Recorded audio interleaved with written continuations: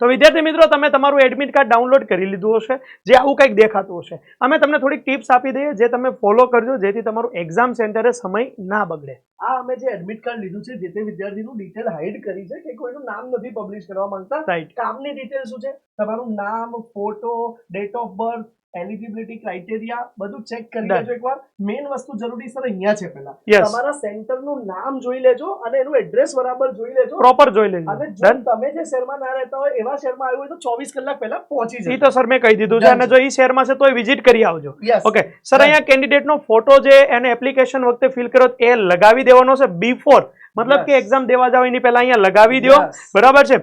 અહીંયા sir left hand thumb તમારે લગાવીને જવાનું છે. ડાબા હાથના અંગૂઠાનું નિશાન અહીંયા લગાવીને જવાનું પ્રોપર. સાઇન કરવાની નથી. એક્ઝામ સેન્ટરે તમને કહેશે એમની હાજરીમાં સાઇન કરવાની છે. લખેલું છે ચોખ્ખું કે પરીક્ષક જે તે હાજર હશે જે સમયે એની હાજરીમાં એ આવશે તમારી બેન્ચ પર, ત્યારે સાઇન કરવાની રહેશે.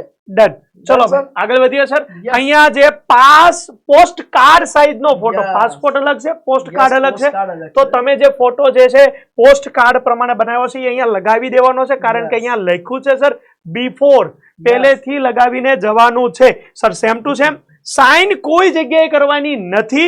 અને બીજી વાત, આના સિવાયના સર કેટલા પાસપોર્ટ સાઇઝના ફોટા? બે પાસપોર્ટ સાઇઝના ફોટા આના જેવા જે અહીંયા લગાવી રહ્યા છો એવા જ લઈને જવાનું છે. અને બેટા જો કોઈ મૂંઝવતો પ્રશ્ન હોય તો બધું અહીંયા છે. આની અમે ઓલરેડી તને સ્ટ્રેટેજી આપી દીધી છે બધી વસ્તુની, તારે ફોલો કરવાનું છે. બસ તમારે જસ્ટ રિલેક્સ.